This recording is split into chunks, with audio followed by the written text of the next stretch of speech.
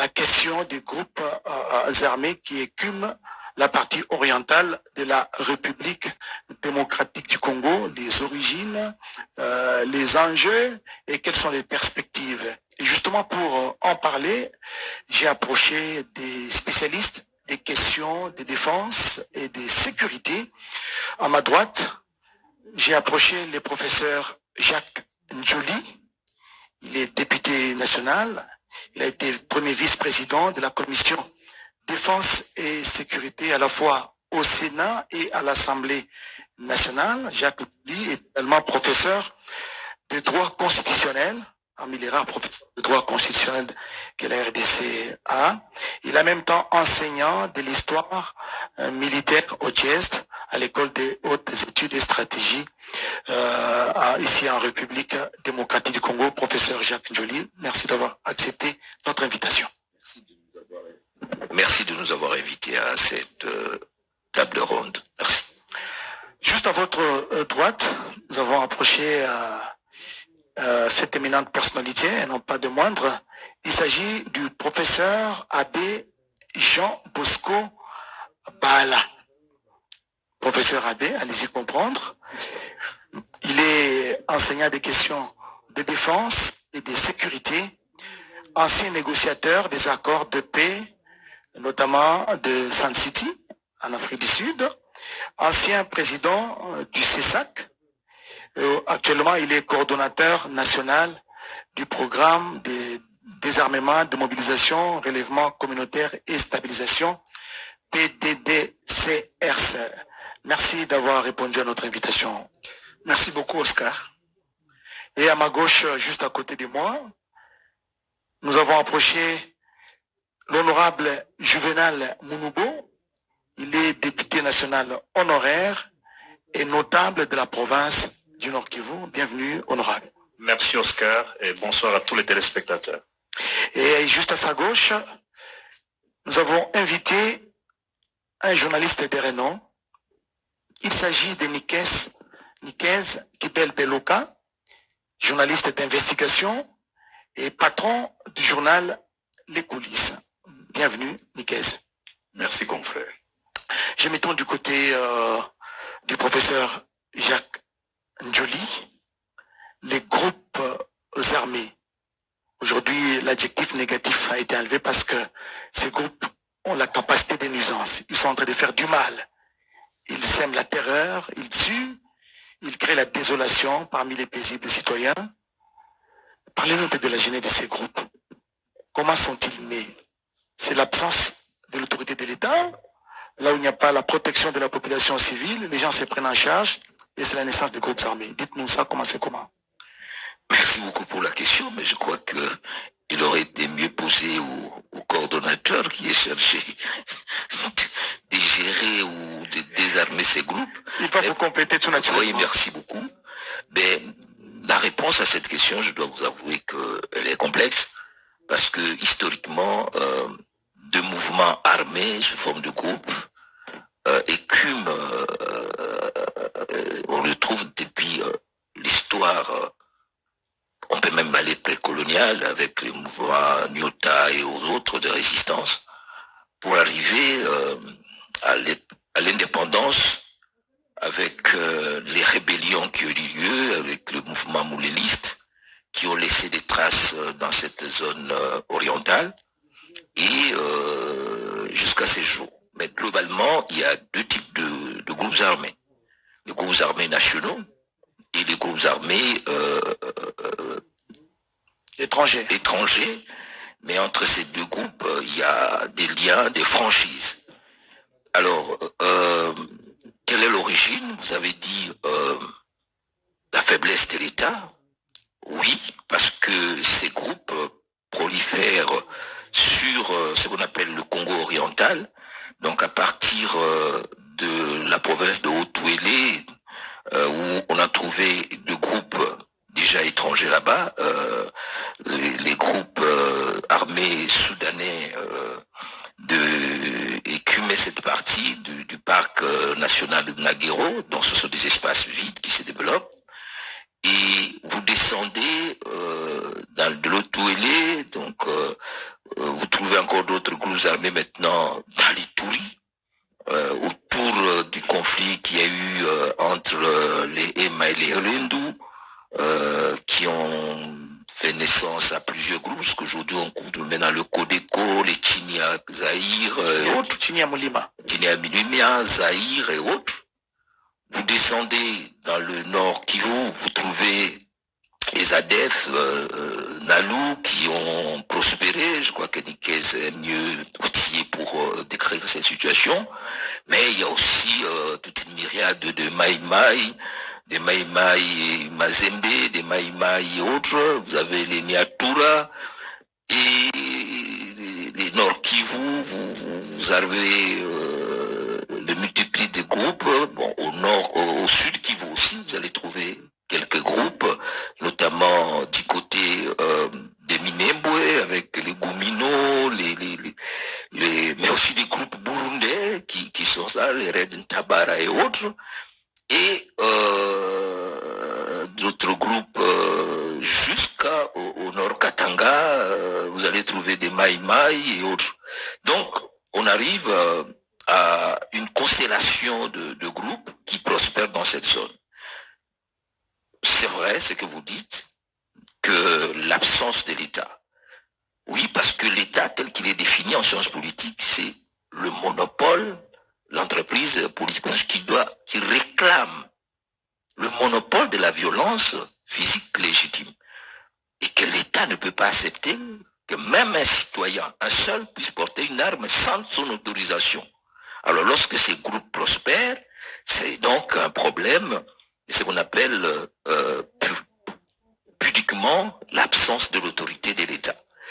Mais au-delà de l'absence de l'autorité de l'État, il y a maintenant l'exploitation de ressources minérales illégales qui, n'est-ce pas, permettent à ces groupes de prospérer. Et un troisième élément, c'est que ces groupes armés locaux ont des liens avec les groupes armés étrangers, parce que quand on voit par exemple les FDLR et autres, ils ont créé des franchises avec un certain groupe de Niatura, tout comme les groupes comme les M23, c'est un groupe profondément Tutsi qui alimente aussi un certain nombre de groupes. Voilà. Et puis après, donc il y a des groupes locaux, des groupes régionaux et des États qui permettent ou soutiennent ou laissent prospérer ces groupes parce que ces groupes permettent une exploitation indirecte de ressources qui servent à ces États. Professeur, à suivre votre argumentaire, je comprends la complexité de la question. Il y a beaucoup d'interférences. Vous parlez des États voisins, vous parlez des groupes qui ont des ramifications, qui ont des connexions avec d'autres groupes. Professeur Abbé Jean Bosco Obala, vous êtes coordonnateur national du programme de démobilisation, désarmement, relèvement communautaire et stabilisation. Vous maîtrisez très très bien la question. Quels sont les facteurs de création des naissances qui ont précédé la naissance de tous ces groupes armés qui pullulent dans l'est du pays? Merci beaucoup, Oscar. La question que vous posez elle-même mériterait tout un plateau, parce que c'est la question fondamentale. D'où viennent ces groupes armés? Pourquoi y a-t-il tant de groupes armés? Mais je vais revenir en arrière pour étayer ce que mon aîné, le professeur Njoli, était en train de dire. En fait, les gens croient qu'il n'y a de groupes armés qu'à l'est du pays, parce que c'est là qu'il y a l'actualité. Mais non. Il y a d'autres groupes armés qui ont proliféré à l'ouest, au nord. Vous connaissez les Enyélé à l'équateur. Vous savez la dernière flambée de violence qu'on a eu avec les Kamwena Sampo Kasai. Et vous savez également qu'aujourd'hui, à la porte de Kinshasa, nous avons les Mombondo et tout le reste, les Bakata Katanga au Katanga et actuellement dans la Chopo, des tribus qui se battent. En fait, les groupes armés dans notre pays, c'est un problème national. C'est pour ça que justement, le PDDRCS est un programme national, parce qu'il doit s'adresser justement à toutes ces questions de la transformation des conflits, et du retour de la paix et de la pacification. Et ça, c'était pour juste vous donner. Mais aussi, quand vous commenciez votre présentation, vous avez donné un chiffre. que je voudrais tout de suite contester parce qu'il n'y a pas 150 groupes. Et je vous ai vu... Oui, tout de suite j'ai réagi parce que c'est quelque chose sur laquelle nous sommes en train de travailler. Dès que nous avons commencé notre travail, il y a 4 mois, et nous avons commencé une nouvelle cartographie des groupes armés.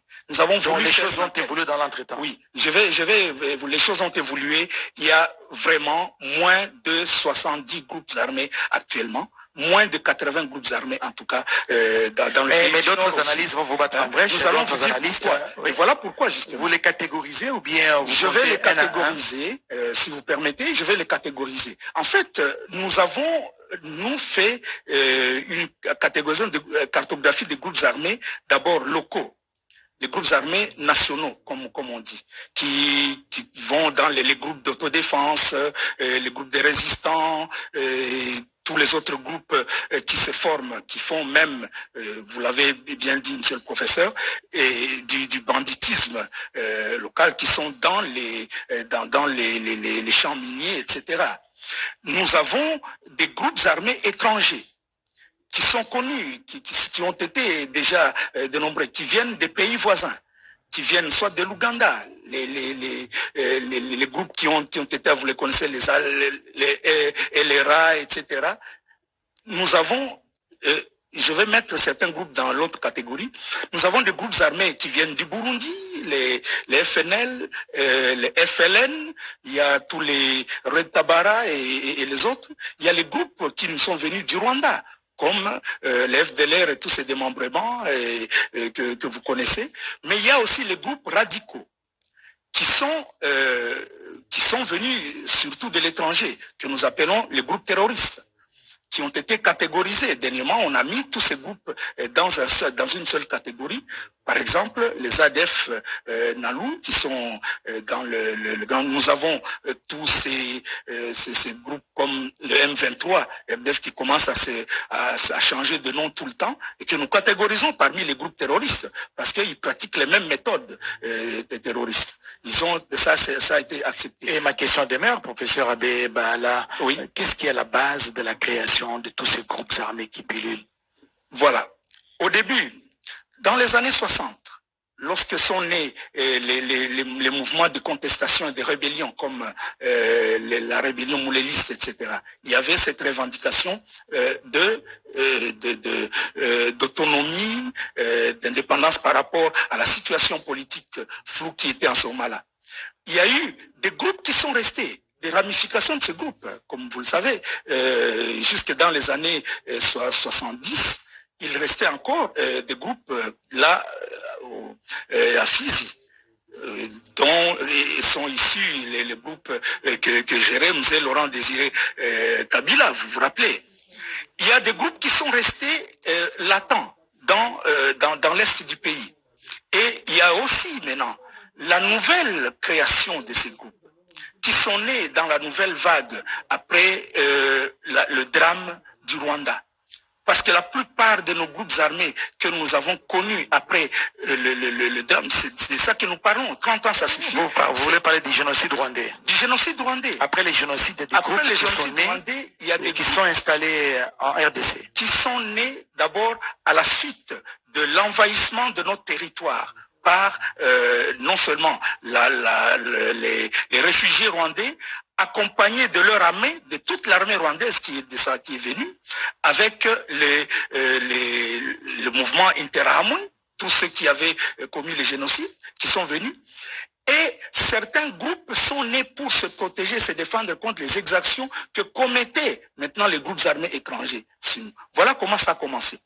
Mais alors, d'autres groupes sont nés de revendications purement foncières, de revendications de succession, de revendications de terre, de revendications socio-économiques. Et ces groupes là-bas, il faut savoir que ces groupes existent. Dans le Nord Kivu ou bien en Ituri, vous avez des groupes qui sont nés parce que justement, ils avaient cette connotation ethnique. Vous savez comment est né le Codeco. C'était vraiment une histoire qui était simplement une coopérative de développement. C'est comme ça qu'ils s'appelaient. Puis après, ils se sont radicalisés. Parce que, alors vous savez comment... Voilà, je reprends alors les rapidement, dans 30 secondes, oui. Dans 30 secondes, je vous dis ceci. Lorsque nous avons été à la conférence de Goma, en 2008, fin 2009, pour parler de la sécurité et de la paix dans les provinces du Nord Kivu et du Sud Kivu. Conférence qui était présidée par l'honorable Vital Kamerhe avec Feu l'abbé Malou Malou, et nous étions dans l'équipe de cette conférence. Nous avions en face de nous 7 groupes armés.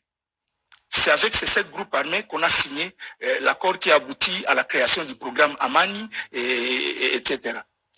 Mais en 2021, un ami nous a associés à une enquête qu'il faisait pour savoir quels étaient les groupes armés qui existaient en République démocratique du Congo.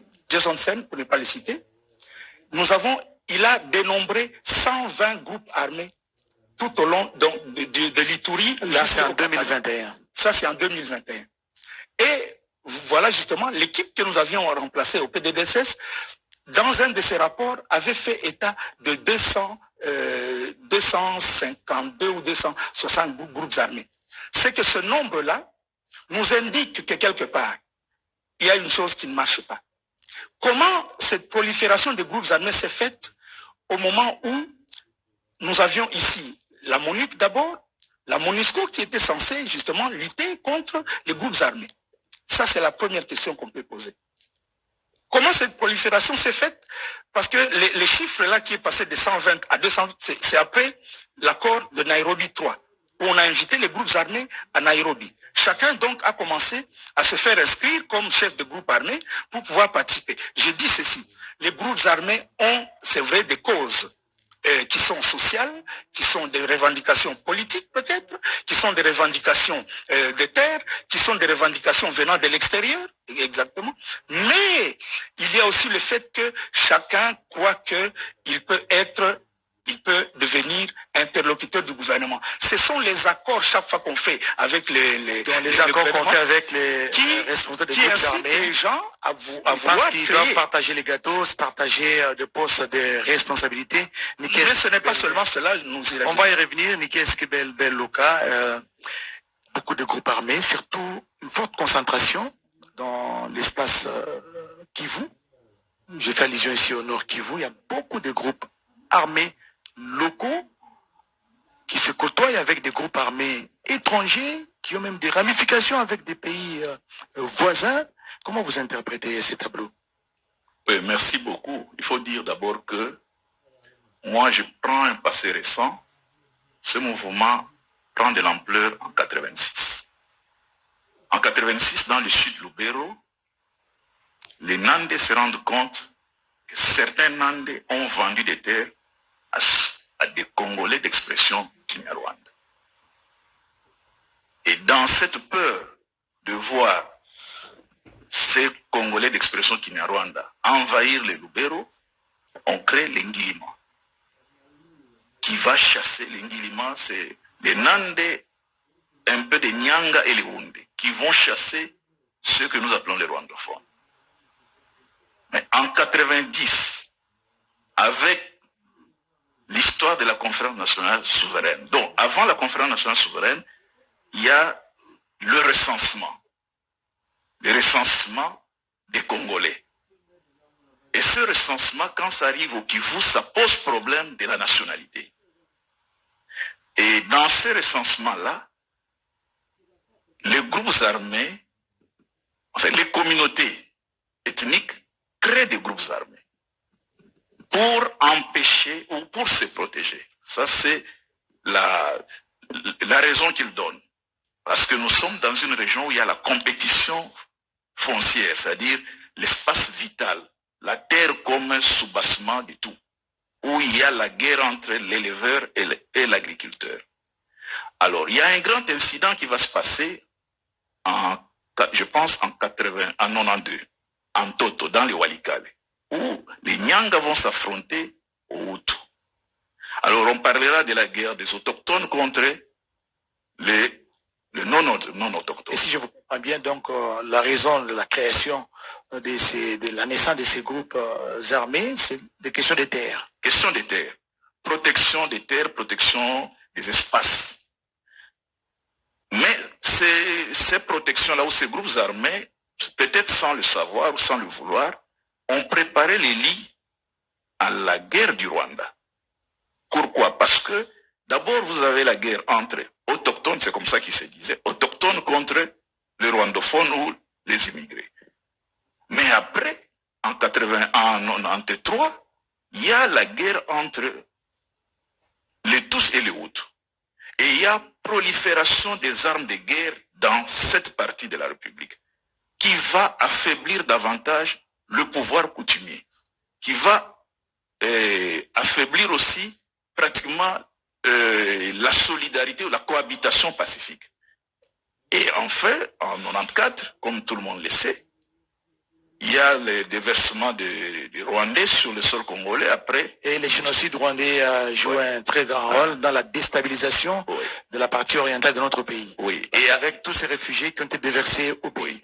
Mais avec le temps, avec l'évolution, le professeur Jacques l'a dit, M. Labbé aussi l'a dit, avec l'évolution, les groupes armés vont finalement occuper des concessions minières ou des carrés miniers.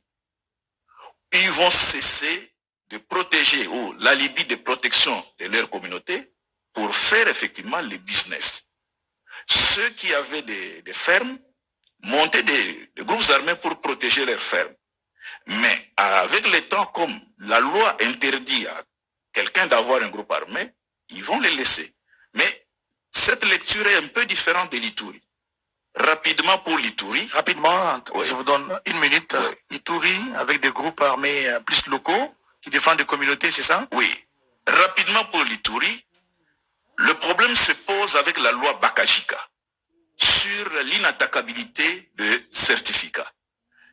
À l'entrée de l'AFDEL, la plupart des Emma vont acquérir des terres sur lesquelles habitent les populations paysannes ou catéchumènes lendo. Et avec l'aide de l'Ouganda, ils vont chasser, ils vont déguerpir les lendos. Les lendos vont se venger pour attaquer les plantations des Emma. Et à ce moment-là que la guerre entre les lendos et les Emma va commencer. Le conflit lendo-Emma va prendre de l'ampleur. Les lendos vont finalement, les gris-gris vont passer à l'utilisation des armes et le conflit va enflammer tout l'Ituri. Donc c'est un conflit identitaire au niveau de l'Ituri. Merci Nikez, honorable Juvenal Mounoubo. Donc les motivations, les revendications sont les mêmes pour tous les groupes armés. Alors, les motivations sont multiples, comme vous venez de l'entendre, après avoir écouté mes prédécesseurs. Et la question date, c'est une question actuelle, mais c'est aussi une question ancienne, en fait. Avant l'indépendance, déjà sous la colonisation, il y avait des mouvements de résistance. On a parlé de Kitawala, contre la force publique, révolte de Batetela, etc. Après l'indépendance, c'était des gens qui revendiquaient la mort de Lumumba, l'assassinat de Lumumba. Alors, son ministre de l'Éducation dans les Kwilu lancera une rébellion. C'est la rébellion moléliste qui s'est étendue à l'Est, à Kisangani, Stanleyville, qui était occupé à un moment par Christophe Beignet, au Kivu avec Soumialo, ainsi de suite, grâce à l'intervention de notamment l'aide américano-belge. On a pu libérer ces espaces, l'implication de Mobutu aussi qui était à la tête de l'armée. Alors, des résidus, je confirme ce qu'a dit M. l'abbé Jean Bosco Baala, des groupes résiduels en effet sont restés au Kivu, au site Kivu. Avec, je confirme aussi ce que vient de dire Nikez, avec le génocide rwandais, beaucoup d'armes sont entrées dans notre territoire. Et il y a eu prolifération, c'est ça le terme qu'il faut utiliser. Alors, quelles sont les motivations, quelles sont les raisons? Il y a l'accès à la terre, évidemment, il y a la question foncière, qui n'est pas toujours très bien gérée aussi devant les cours et tribunaux aussi, parce que quand vous voyez dans les cours et tribunaux, la manière dont la justice est rendue, ça laisse des frustrations, etc. Juvenal, peut-être une parenthèse.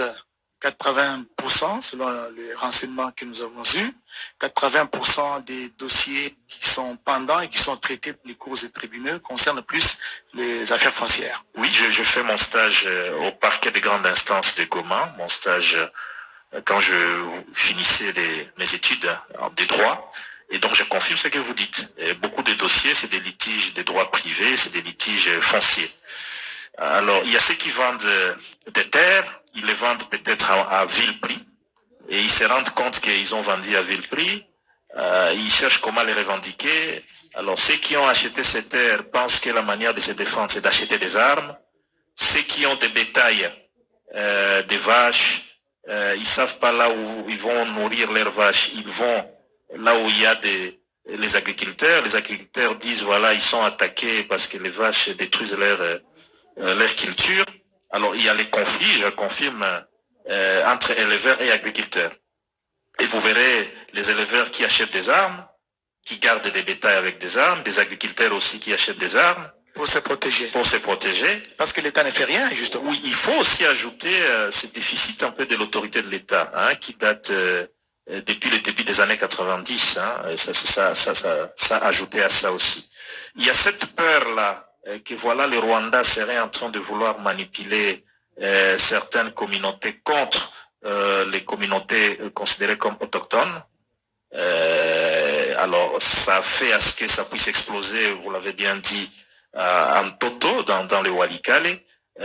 Surtout lorsqu'on a vu à un moment donné les Hutus congolais et les Tutsis, lorsqu'ils ont réussi à un moment donné à se mettre ensemble. Et puis, on a vu à un moment donné qu'il y avait une certaine main étrangère derrière. Il y a eu des tentatives de rapprochement communautaire aussi, hein, qu'il faut souligner, les barzans intercommunautaires, mais ça n'a pas fait long fait. C'est des tentatives, mais à un moment donné, ça s'est disloqué. Il y a eu des efforts aussi, des dialogues en ce moment-là maintenant, surtout avec l'ancien régime sous Joseph Kabila. Il y a eu des dialogues qui ont été organisés, des accords qui ont été signés. Alors, dans les revendications des groupes armés, c'est quoi? Qu'est-ce qu'ils revendiquent souvent? La reconnaissance des grades, l'amnistie et tout, parfois des postes politiques. Mais à un moment donné, l'intégration... Est-ce qu'on peut considérer cela comme étant une sorte de prime de guerre? Oui, ils réclamaient aussi l'intégration dans l'armée. À un moment donné, on les intégrait même. C'est pour cela qu'on a parlé avec de mixage. Avec les regrets sans tenir compte. Oui, à un moment donné, quelqu'un qui était colonel, hein, considéré comme colonel dans un groupe armé, prenons les scènes d'épée de Laurent Nkunda. Sauf que je le dise, il ne savait peut-être même pas écrit, mais on lui pompe le même grade dans l'armée nationale. Oui, là, Tebero ou Kiroliro, il s'est dit qu'il est colonel, et puis il se retrouve après un accord de paix, signé avec les scènes de paix, il se retrouve colonel des FARDC. Merci, Général Monogo. Et puis à un moment donné, rapidement, on s'est rendu compte que ces intégrations en vrac, comme ça, ça affaiblit l'élan de la réforme du secteur de sécurité. Et donc actuellement, sous le leadership du président Tshisekedi, on est assez frilé d'intégrer les éléments des groupes armés dans notre armée parce qu'on est conscient, tirant les leçons du passé, que la meilleure option pourrait, celle d'EDR. Hein, c'est le programme national de désarmement, démobilisation et réinsertion. Je vois le professeur Jean Bosco Bala en train de hocher la tête. Il est parfaitement d'accord avec vous, c'est le travail qu'il a. Mais avant peut-être que je le prenne, professeur Jacques Njoli, il y a cette dynamique à l'interne qui est en train de prendre de l'ampleur.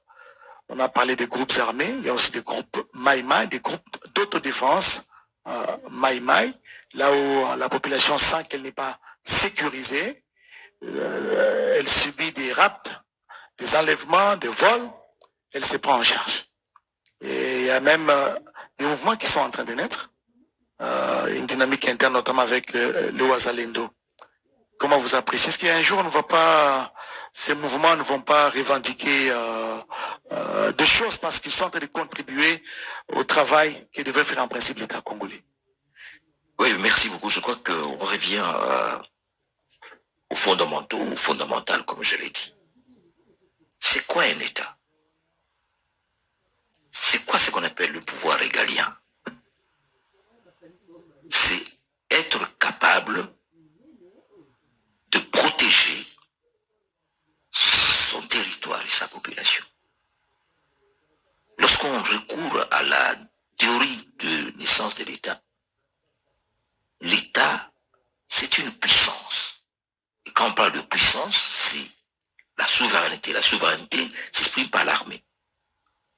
Donc, au départ, il faut, n'est-ce pas, que l'État puisse répondre à cette question. Et que la sécurité ne soit plus assurée dans les cadres ethniques, Chaque communauté, ou par chaque communauté. Groupe armé. Ou même parce que j'ai beaucoup de respect pour les Ouazalés, nous avons élaboré la loi sur la réserve armée de la République.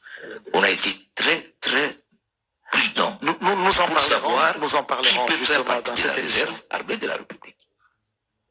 Donc, au cœur, au fond, au centre de l'État, il y a la capacité d'organiser, d'opéraliser son système de défense. On ne peut pas accepter qu'un groupe armé étranger, parce que cette partie orientale, malheureusement la plus utile de notre pays, c'est vrai qu'il y a des Mobutu, mais cette partie-là est devenue un enjeu à la fois politique, mais surtout économique, des pillages. Alors, sur cette terre-là, je prends le territoire de Béni, 40 km². Il faut qu'on puisse maîtriser ces territoires carrés. On ne peut pas commencer aujourd'hui, on dit, on a éliminé les ADF, ils sont restés à 100, et un mois après, il y a encore, donc, il y a un concept assez complexe, que j'ai tiré d'un professeur de l'université de Béni, la skylopéisation, c'est-à-dire la putréfaction de cette zone par cet surarmement de groupes armés. Il faut nettoyer cette plaie-là. Donc, il y a cette affaire-là. Donc, il faut que l'État assure la sécurité de biens des personnes et que ce ne soit pas les Nandés, les Houndés, les Nyanga, les Tembo, les Tutsis, les Hutus, les FDLR, les Foka. C'est cela le problème.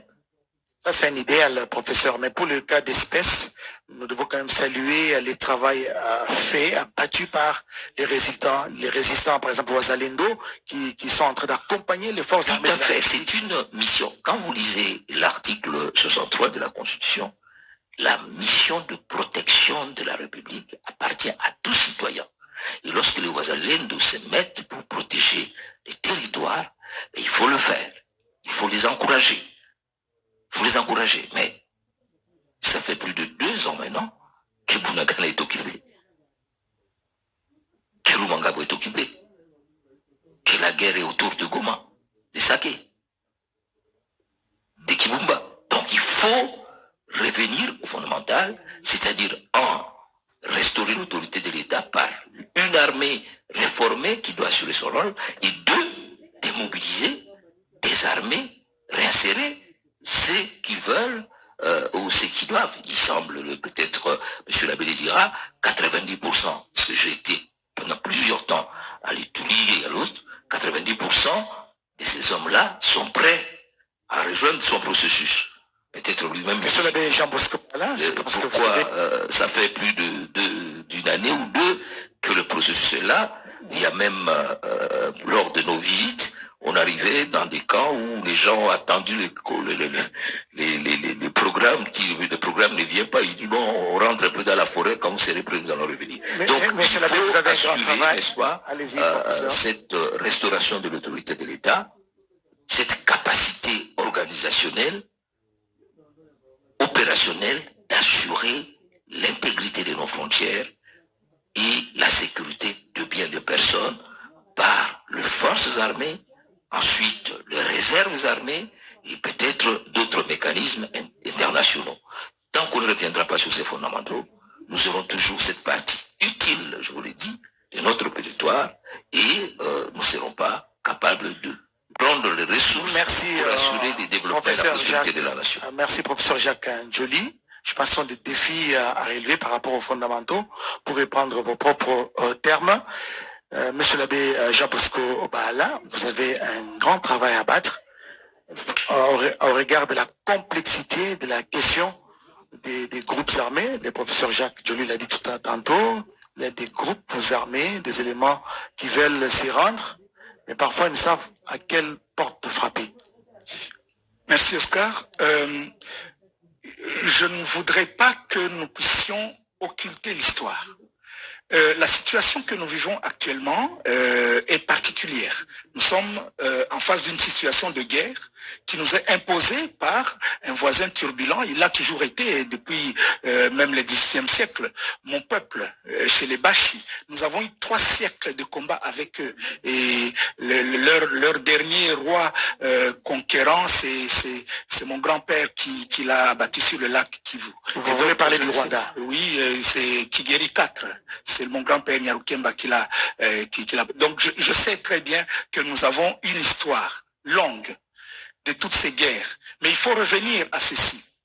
Lorsque le chef de l'État prend le pouvoir et commence son mandat en 2019, il vient à Bukavu pour inaugurer l'IITA, l'Institut international des techniques agricoles, et il réunit son conseil de sécurité à Bukavu pour demander aux 5 gouverneurs qui étaient à l'est là-bas sur la ligne de front, et surtout à 3 parmi eux, c'est-à-dire ceux du Nord Kivu, du Sud Kivu et de l'Ituri, de faire un nouveau concept, un nouveau programme pour mettre fin à la prolifération des groupes armés. Parce qu'il avait promis à la population que moi, je vais même donner ma vie pour que la paix revienne à l'est. Et c'est en ce moment-là qu'on crée ce qu'on appelait le comité interprovincial d'appui au programme de désarmement pour pouvoir corriger peut-être ce qui s'est passé avant dans les anciens programmes. Pour que désormais, celui qui veut quitter les groupes armés, celui qui se rend, n'est-ce pas, ne soit plus au centre de l'attention, parce qu'en ce moment-là, dans les anciens programmes, on lui donnait un kit de désarmement, on l'envoyait à Kamina pour qu'il entre dans l'armée, etc. Mais que ce soit la communauté qui soit au centre, que lui redevienne un acteur de développement dans sa communauté, pour qu'il puisse, pour que la paix revienne définitivement. Et le chef de l'État promet ceci. Il dit, moi je vais combattre les groupes armés qui vous font, qui font que vous manquez de sécurité et que vous créez des groupes armés pour vous défendre.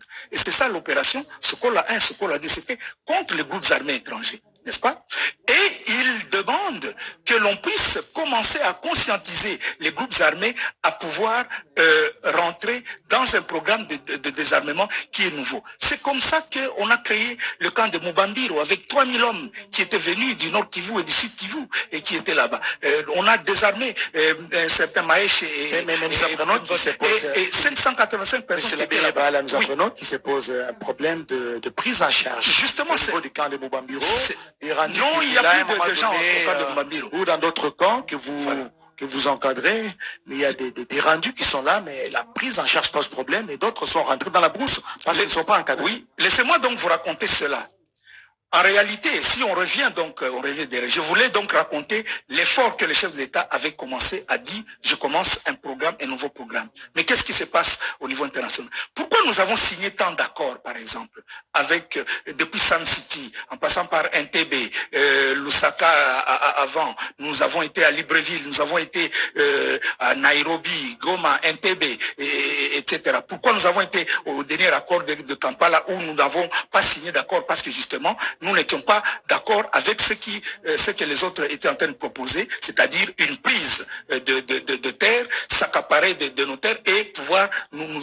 Pourquoi on a refusé ce vocabulaire brassicole dont on vient de parler ici, brassage, mixage, vous l'appelez vocabulaire brassicole? Oui, on ne brasse pas les hommes, on ne malaxe pas les hommes. Oui, il fallait donc faire entrer n'importe qui dans notre armée, et des violateurs des droits de l'homme, des gens qui n'avaient aucune compétence pour qu'ils... C'est ça qui affaiblit notre armée. Le chef de l'État a dit, je veux créer une nouvelle armée, une armée réformée. Et je vais faire entrer donc l'autorité de l'État.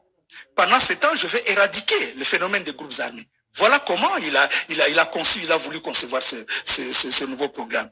En même temps qu'il faisait la montée en puissance de son armée, pour que les gens qui tenaient les armes pour se protéger puissent savoir que l'État va revenir. Ce programme-là, il le faisait en même temps qu'il concevait ce qu'on appelle le programme 145 de développement de 145 territoires.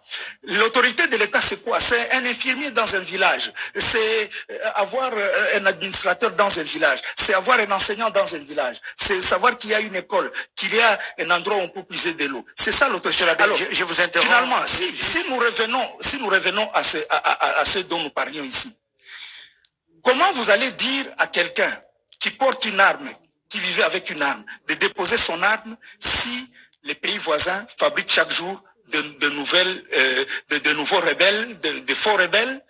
Vous savez comment le Rwanda s'est mis à fabriquer depuis l'AFDEL. L'AFDEL, on est passé au RCD avec les nombreuses dénominations, n'est-ce pas? Après le RCD, ils nous ont fabriqué qui? Ils nous ont fabriqué le CNDP. Nous avons signé un accord avec le CNDP le 23 mars 2009. J'étais membre de l'équipe de négociation. Eh bien, après cet accord, ils ont créé encore un autre mouvement du 23 mars, en prenant donc la date de la signature de l'accord que nous avions fait en 2009. Nous sommes retrouvés avec le M23, RDF, et après le M23, l'ancien pouvoir a décidé de ne pas continuer les négociations avec eux, et ils ont décidé de taper sur eux. On a utilisé la méthode forte, et le 5 novembre de 2013, vous vous rappelez, eh bien, le M23 a été vaincu à Tchanzu, n'est-ce pas? Il était vaincu à Tchanzu. Et ils sont partis, et pendant 9 ans, on n'a plus entendu parler d'eux. Ils sont revenus encore. Vous comprenez que vous ne pouvez pas faire la paix si vous ne parvenez pas à convaincre aussi les autres de pouvoir vous donner la paix. C'est pour ça que on parle aujourd'hui de la redynamisation de l'accord cadre d'Addis Abeba. Quand vous parlez des autres, les autres là, c'est qui exactement? Les autres, ce sont les pays voisins. Que ce soit l'Ouganda, que ce soit le Rwanda. Et vous croyez à leur sincérité? Quelle est la motivation? La motivation est claire. Ils ont un problème de terre. Ils ont un problème économique. Ils ne peuvent pas vivre sans la prédation. Et le Rwanda, particulièrement après la catastrophe de leur génocide. Le Rwanda est sur une poudrière. Le jour où, justement, les victimes qui sont en train de faire aujourd'hui, du côté d'une partie de leur peuple, le jour où ce peuple-là va se réveiller brutalement, ça peut être très grave pour eux. Et pour le moment, ce régime ne peut survivre que grâce à la guerre qu'ils font au Congo, que grâce à la sous-traitance qu'ils font à propos de nos minéraux. Jean Bosco, donc vous comprenez que... On va donner tout le temps, vous allez parler. Je voudrais... Je ne sais pas si le professeur Ndjolu voulait ajouter quelque chose. Non, je voudrais simplement ajouter que lorsque nous parlons de notre capacité organisationnelle, c'est que nous avons à l'esprit la vision de gestion militaire de nos deux pays voisins là-bas. Voilà. Ce sont des régimes militaires et leur approche de gouvernance est de type militaire. Quand vous parlez de deux pays, c'est-à-dire du Rwanda et de l'Ouganda, leurs stratégies peuvent évoluer, mais dans leur schéma, ils veulent faire de cet espace-là l'espace Nord Kivu, notamment de Béni, autres. Moi, depuis longtemps, ils croient pouvoir faire un sultanat du côté de Béni, pour que ce soit le prolongement économique de leur espace vital, tout comme le Rwanda voudrait profite d'ailleurs de l'économie de pillage. Quand vous voyez l'économie ougandaise, il y a une exportation de plus ou moins 4,5 milliards d'or. Mais c'est l'or qui vient de groupes armés. Donc, nos groupes armés, c'est malheureusement une manipulation du créneau ethnique, du créneau sécuritaire qui est créé par les autres, par ce qu'on appelle une stratégie indirecte. Quand vous lisez le document stratégique du Rwanda, ils disent qu'il doit faire les deep operations. Donc, ils fabriquent le groupe. Ils manipulent le groupe. Quand vous prenez le groupe, par exemple, les EMA, lorsque les EMA se battaient, les armes viennent de tous ces groupes armés. Le Congo n'a pas une usine de fabrication des armes. Donc, ces armes sont fournies par ses voisins en échange du commerce de l'or et des autres mines. Donc, voilà le fond. Nous sommes en guerre, une guerre qui n'est plus seulement géopolitique, une guerre qui est devenue géoéconomique, mais que nous devons déployer notre intelligence pour, n'est-ce pas, maîtriser. Parce que ces groupes armés, on ne va pas continuer à les supplier, comme on dit, non, venez, on va vous donner des grades. Il faut les frapper.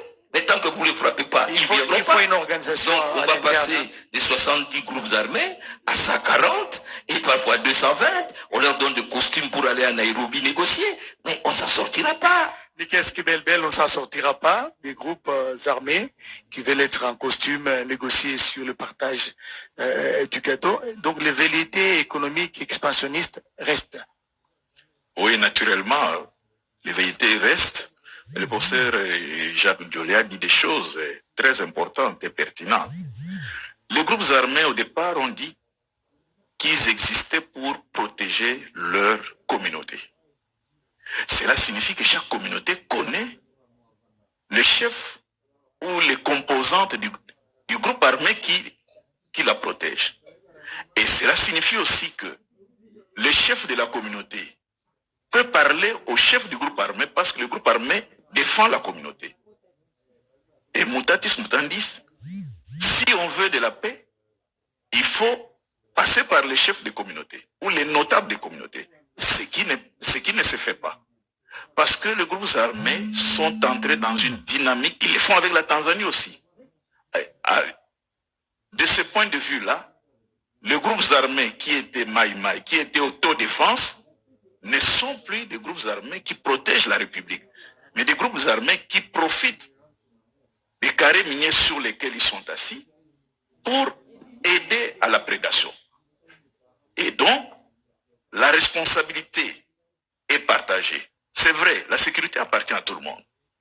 La faillite de l'État, oui, des gouverneurs ou des autorités émanant des communautés locales, parce qu'à l'époque de Mobutu, c'était la territoriale des non-originaires. Et lorsque vous passez à Goma, tout le monde a vanté Conde Vila Kikanda, qui a même été élu à Goma alors qu'il n'était pas du Nord Kivu. La politique, la territoriale des originaires a renforcé elle a montré ses limites. Vous voulez qu'on revienne à cet ancien système? Non pas qu'elle a montré ses limites. Qui sont nommés la territoriale des non-originaires, c'est ça? Non pas qu'elle a montré ses limites, mais a renforcé pratiquement comment je peux appeler, a renforcé la crainte même que nous puissions perdre l'État, perdre notre nation. Donc il faut tout revoir. Revenir à la territoriale des non-originaires, c'est pas seulement, c'est peut-être une des solutions, mais il faut revoir tout en bloc et comprendre le nouveau système de défense. Parce que vous allez, les FRDC, quand ils combattent les groupes armés, ce sont les groupes armés locaux qui sont des béquilles des groupes armés étrangers. Et à ce moment-là, eux, ils maîtrisent le terrain.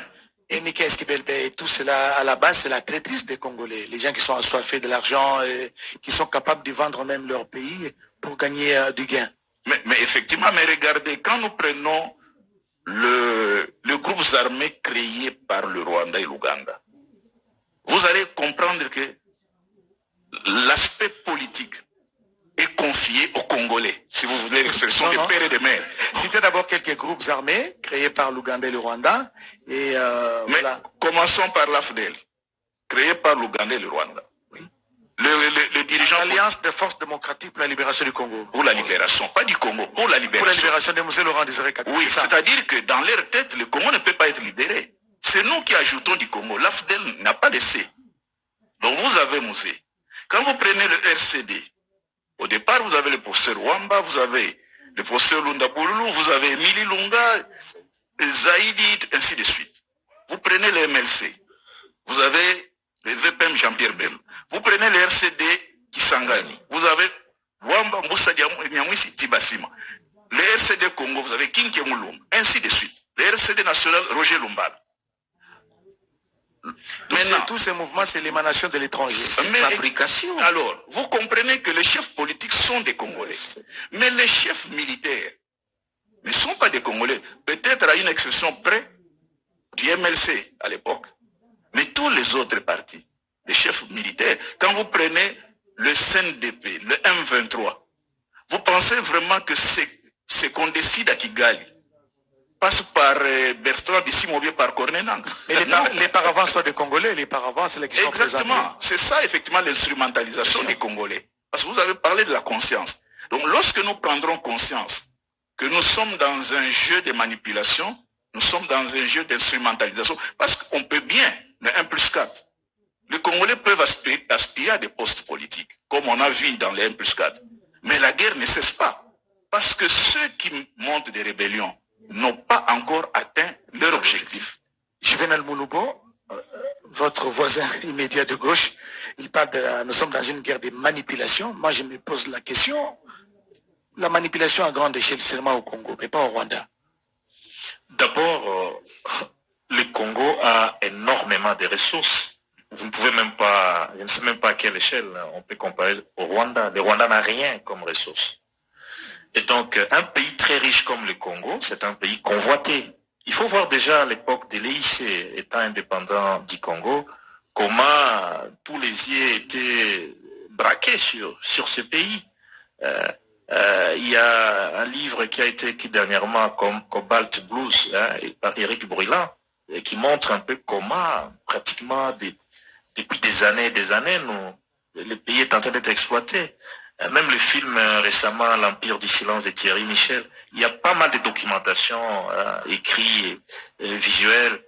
Et donc, nous sommes un pays riche. Et quand vous êtes dans un pays riche comme le Congo, quand vous l'avez, eh bien, il faut se préparer. Parce que notre lendemain, ce n'est pas évident que ce soit un lendemain de paix. Comme on dit, déjà à l'époque romaine, on disait, qui veut la paix prépare la guerre. Civis pacem parabellum. Et donc, nous devons construire l'armée, investir dans nos forces armées, moderniser l'armée, moderniser la police, réformer les secteurs de sécurité, les secteurs de migration, améliorer les relations civilo-militaires. Voilà, ce sont des pistes de réflexion. Booster les programmes DDR. Ce qu'on peut donner à ces groupes armés, même les Wazalendo. Les Wazalendo, c'est qui? C'est des groupes armés qui ont prêté leur collaboration à FARDC pour combattre la M23, puisque c'est l'actualité. Alors, à ces Wazalendo, qu'est-ce qu'il faut donner à ces, qu'est-ce qu'on peut donner à ces Wazalendo? Moi, je crois que la grande chose qu'ils peuvent recevoir, c'est les DDR, les orienter dans un programme de DDR, de désarmement, de mobilisation et réinsertion. Et tu imagines parce que que tout parfois, doit on a être comme défini l'impression, maintenant, tout doit être défini maintenant. Parfois, parce on a que... comme l'impression qu'il y aurait une facture à exiger à l'État congolais, et ça va être difficile. Vous voyez? Oui, il faut reconnaître qu'à un moment donné, d'abord, ils ont combattu les FDLR, ces groupes Maïmaï, ce qui était la tâche du gouvernement, à un moment donné, et aussi ils ont combattu les FDLR, et c'était pas une mauvaise chose. Et puis, dernièrement, ils ont appuyé les FARDC, c'est-à-dire le gouvernement congolais, à combattre la M23, ce qui n'est pas une mauvaise chose, parce que la M23, c'est une force d'agression. Et maintenant, il faut savoir qu'est-ce qui arrive par la suite. Est-ce que c'est la loi sur la réserve armée? Moi, je ne suis pas d'accord. Parce que dans la loi sur la réserve, c'est une loi, nous l'avions examinée ensemble avec mon aîné Jacques Joly, lors de la législature passée. Pour entrer dans la réserve, il faut être soit retraité, soit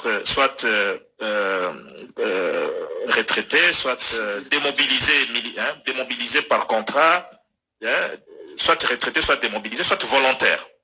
Alors, là, une petite confusion pourrait peut-être glisse, en effet, quand on parle de volontaires. Il s'agit des volontaires civils ayant suivi une formation militaire et un encadrement ad hoc. Voilà, et donc la nuance, elle est quand même là.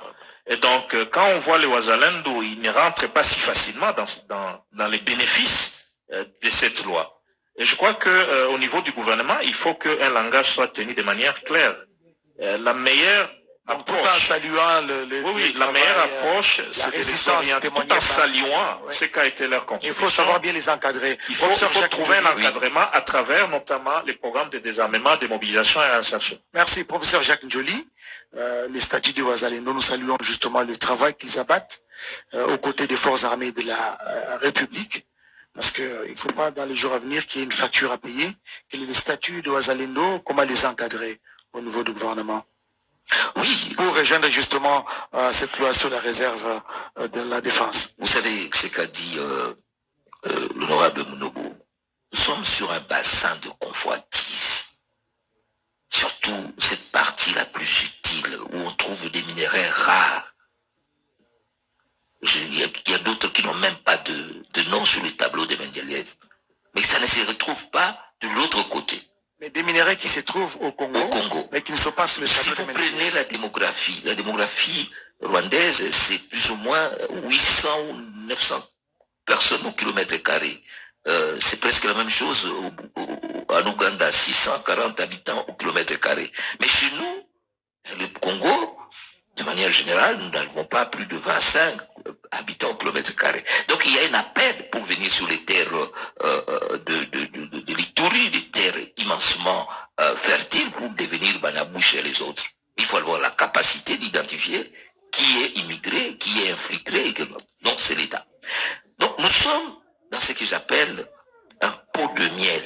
Dans le pot de miel, mais vous allez avoir de mouches et autres.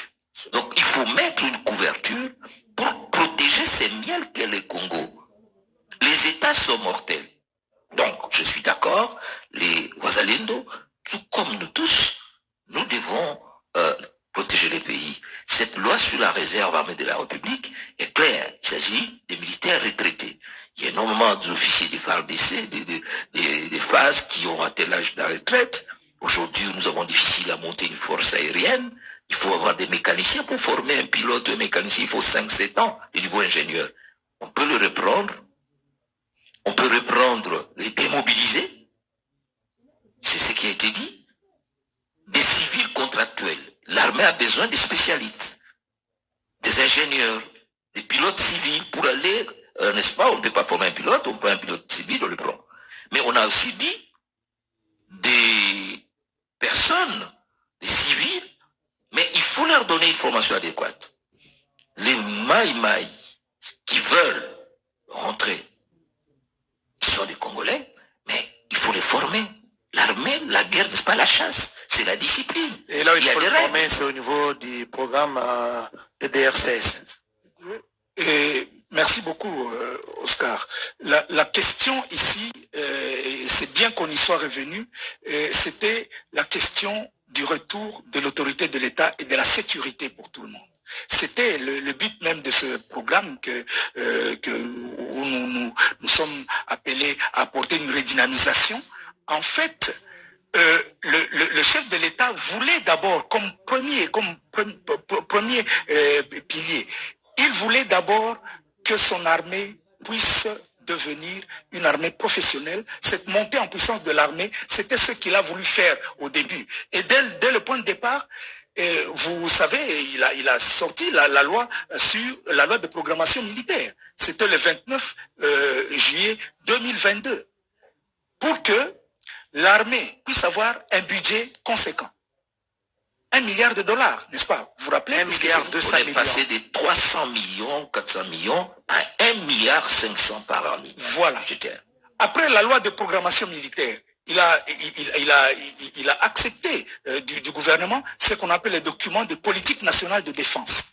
Et ce document de politique nationale, il était présenté ici à la RTNC par l'ancien ministre de la Défense, Gilbert Kabanda, et c'est dans ces documents de politique nationale de défense que se trouvent justement les fondamentaux de ce qu'on appelle la loi sur la réserve armée de la défense. Et c'est défini, cela a été défini dedans.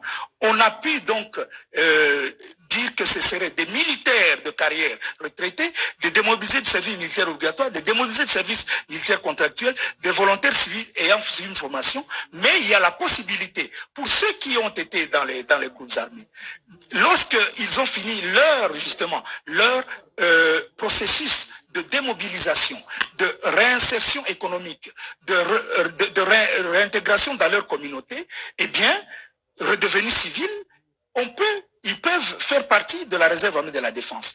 Alors, parlons de la suite. C'est que le chef de l'État est allé plus loin dans sa logique. Il a fait donc, il a accepté de promulguer la loi sur la réserve armée de la défense. C'était au mois de mai de la même année 2023. Au mois d'octobre, le décret est sorti sur justement le décret donc de fonctionnement de cette. Et au mois de décembre, il a fait une ordonnance pour nommer l'équipe qui devait gérer cette réserve armée. Pour le moment, n'est-ce pas? Pour le moment, nous sommes dans un processus dans lequel non seulement nous avons en face de nous la guerre, Mais nous avons en face de nous cette volonté de créer justement cette réserve armée de la défense, ce qu'on appelle la roue de secours de toute armée. Et donc, nous encourageons, nous tous, nous sommes obligés d'encourager tous les citoyens qui aujourd'hui sont en train de se battre pour défendre le pays. Nous encourageons donc les Wazalendo, nous encourageons tous les volontaires, mais nous les appelons pour le moment des volontaires de la République, n'est-ce pas? Parce que pour être réserviste comme tel de façon formelle, il faut passer par une formation. Aujourd'hui, les animateurs de la réserve armée de la défense sont en train d'approcher les groupes armés qui veulent entrer dans la réserve armée de la défense. Mais nous, au niveau du PDDSS, nous n'oublions pas que 90% de ceux qui étaient dans les groupes armés sont demandeurs d'entrer dans le programme. Nous ne les oublions pas. Et justement, qu'est-ce qui est prévu? Parce que beaucoup d'anciens combattants de groupes armés qui veulent, ils ont déposé les armes, ils veulent rejoindre justement le programme. Oui. Mais qu'est-ce qui est prévu? Est-ce qu'ils seront intégrés d'office dans l'armée? Ou bien qu'est-ce que vous avez prévu pour leur encadrement? Non, il n'est pas question. Eh bien, un des piliers de ce programme, c'est que il n'y a pas d'amnistie pour les gens qui ont commis des crimes de guerre ou des crimes contre l'humanité. Il y a un mécanisme aussi de justice transitionnelle pour pouvoir juger ceux qui sont dans ces cas-là. Ils ne peuvent pas être éligibles.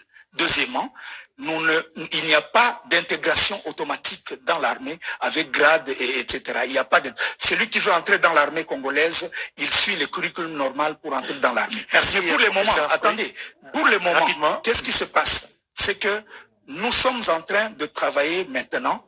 Nous avons commencé la troisième phase de réinsertion communautaire. Nous avons commencé par Lubero à Kassando, où un groupe de 250 ex-combattants a été remis dans leur communauté. Nous allons continuer par Beni, par Lituri, par Ouvira. Et vous avez les moyens de votre politique. C'est cela justement le problème. C'est que pour le moment, nous n'avons pas encore les moyens. Dernièrement, 150 ex-combattants des groupes armés à Kalemi ont quitté la brousse et ils voulaient qu'on les prenne en charge. Mais ni l'armée, ni nous n'avions les moyens de les prendre en charge. La plupart se sont dispersés. Mais nous attendons, donc nous savons que l'État congolais a conscience de l'importance de ce qui est en train de se faire. Merci, professeur. Nous allons prendre la dernière partie de cette émission.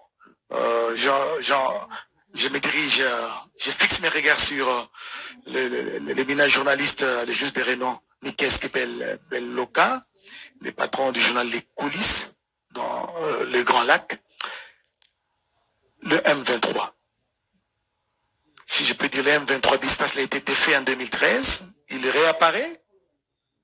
Quelles sont les revendications profondes de ce mouvement? Merci beaucoup, mais je pense que je vais vous décevoir.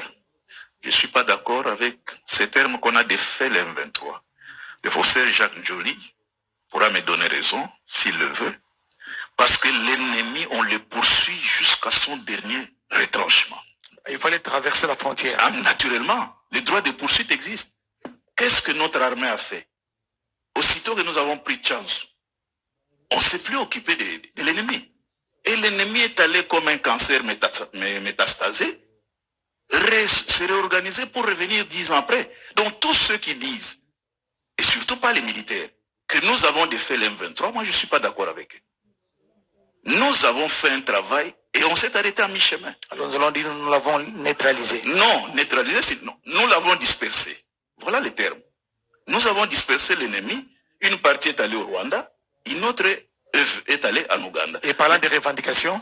Parlant des revendications, et là c'est très important. En janvier 2009, la conférence de Goma, quand elle se tient, tout le monde est presque dopé. Il n'y a presque pas de tous du Nord Kivu. Il y a des Banyamulenge, mais il n'y a pas de tous du Nord Kivu dans la conférence de Goma. Il n'y a pas 3. Les CNDP représentés par Kamba Sungeve, qui est Nandé. Ce qui signifie, quelle est la conséquence? Le 22 janvier, la conférence s'arrête, les résolutions sont prises, les signatures sont apposées. Le 23 mars, le CNDP, les vrais, dit non, ce que vous avez fait là ne nous concerne pas. Ils signent l'accord du 23 mars. Mais dans cet accord, il y a beaucoup de non-dits. beaucoup de non-dits, on signe l'accord à l'aveuglette, parce que vous savez, il y a un autre problème chez nous, les négociations souvent se font en anglais. Et la traduction de l'anglais au français n'est pas nécessairement, vous savez, traditeur et traditeur. Qui traduit, trahit. L'exemple est là. On a parlé du processus de Nairobi et de la feuille de route de Rwanda. Pour parler. Processus de Nairobi, feuille de route de Rwanda. Aujourd'hui, la feuille de route a disparu.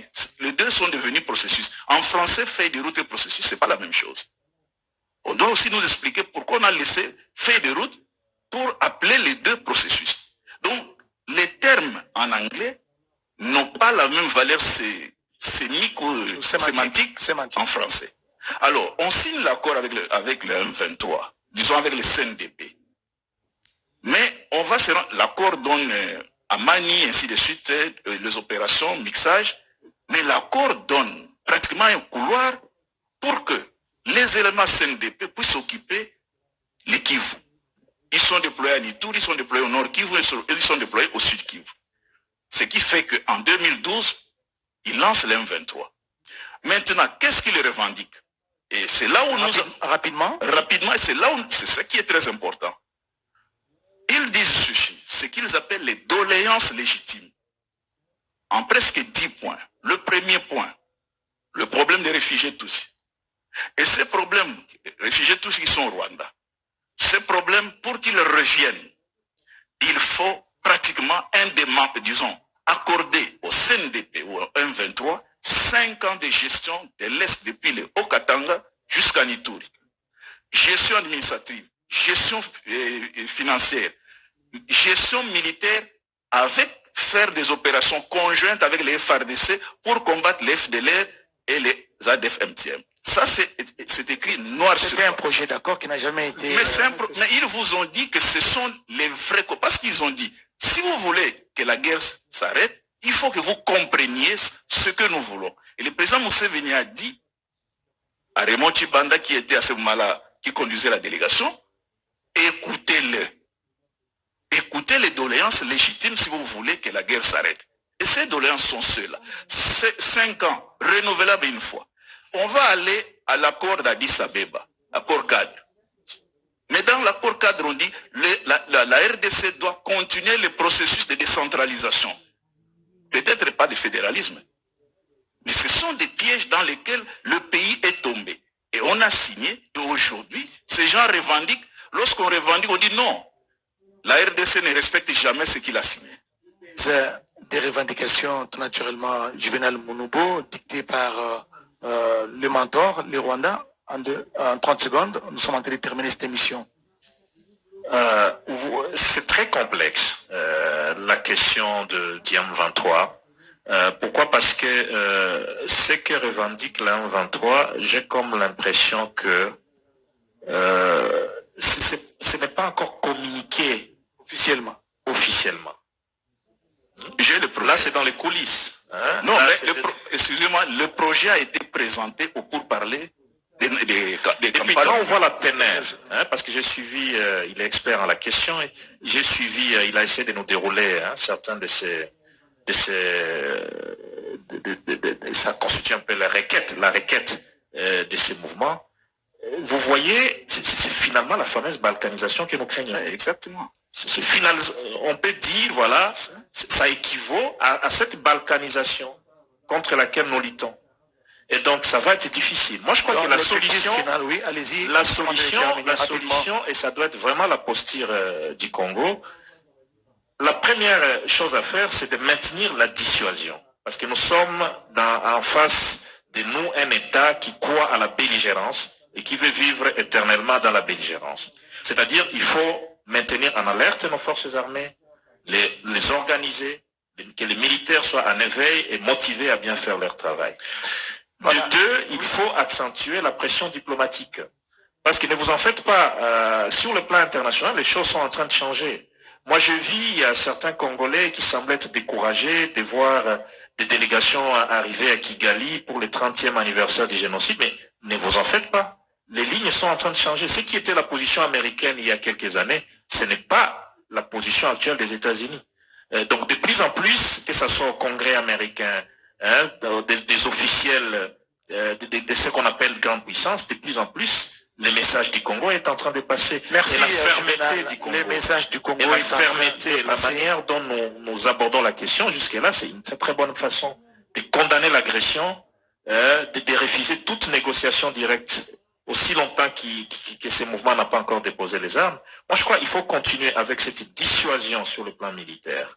Il faut continuer aussi avec la pression diplomatique, parce que la réalité, c'est que nous avons un interlocuteur qui n'est pas du tout de bonne foi. Qui n'est pas sincère. Mais une autre chose, il finirait par là, il faudrait aussi faire attention qu'on ne tombe pas dans un piège qui peut être le piège du Rwanda aussi. Et il faut faire attention avec tout ce qui peut paraître comme stigmatisation.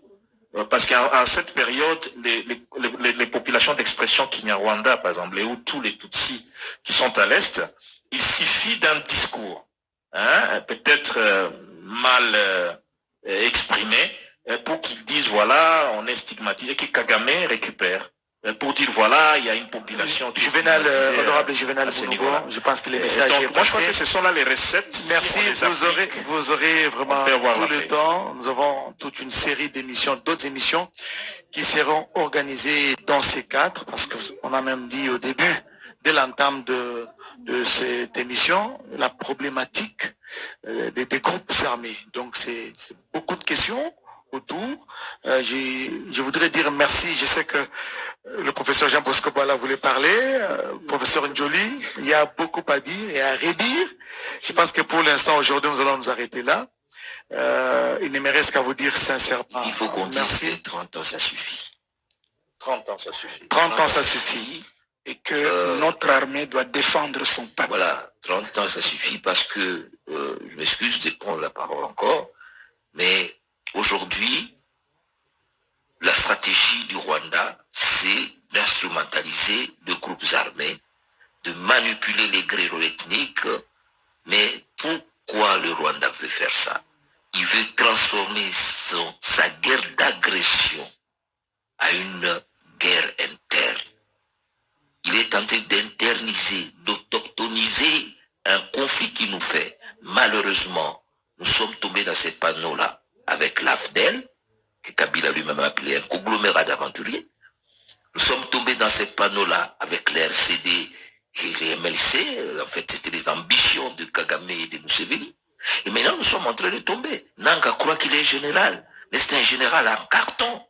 Tous ces jeunes gens-là qui sont partis, c'est du papier à jeter que Kagame utilise pour ses intérêts. Est-ce que vous croyez que Nanga peut être un chef de mouvement? Il n'est même pas capable d'organiser des bonnes élections. Il va conduire la guerre comment? Mais voilà, il s'est joué au général, avec des jeunes gens là-bas, les magies qu'on a ramassées. On voit même qu'ils ne savent pas mettre de bottes. Mais ce sont des pions de pénétration du Rwanda au Congo. Il faut que ça s'arrête.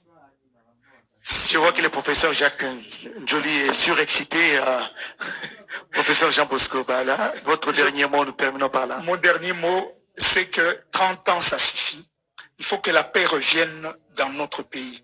Et la paix, la condition pour que la paix revienne, c'est d'abord la cohésion nationale. C'est que nous-mêmes, nous ne pouvons pas ouvrir le chemin à ce que la belligérance entre chez nous. Il faut que cette cohésion soit visible. Et qu'elle soit visible dans un soutien, dans le soutien que nous donnons à nos résistants qui sont en train de se battre au front, qui sont à ces jeunes patriotes qui se donnent comme volontaires pour défendre la patrie. Je voudrais leur dire aujourd'hui que nous les soutenons. Nous savons que ce combat-là est juste. Et quand un peuple est en danger, vous n'enlevez pas son arme à quelqu'un qui est en train de défendre sa maison. Donc pour le moment, nous leur disons, allez-y derrière le chef de l'État et combattez pour que la nation revienne. C'est ça que les Français avaient fait derrière De Gaulle. Est-ce qu'on les a appelés forces négatives? Non. Ils étaient des résistants et des patriotes. Donc aujourd'hui, nous les encourageons, mais nous encourageons surtout le gouvernement. Heureusement, on vient de nommer une dame de cœur qui est là, Madame Souminoua, comme Premier ministre. Eh bien, nous espérons que, sachant les souffrances que les femmes ont eues, elle va donner les moyens au gouvernement pour que l'armée soit dotée de moyens pour pouvoir... Merci, professeur Donc, Jean Bosco demain, Bala. la paix reviendra dans ce pays. Demain, la paix reviendra au Congo. Merci à tous nos invités, l'honorable Juvenal Mounoubo, Nikel Skibel Oka, journaliste d'investigation et patron du magazine Les Coulisses. Merci également à Jacques Njoli, professeur Jacques Njoli, professeur Jean Bosco Bala. Merci surtout à vous tous qui nous avez suivis. La série d'émissions continue sur la question de l'Est de la RDC et même de la région de Grand Lac. Merci surtout de l'attention toute particulière que vous avez daigné nous accorder. Excellente soirée à tous. Au revoir.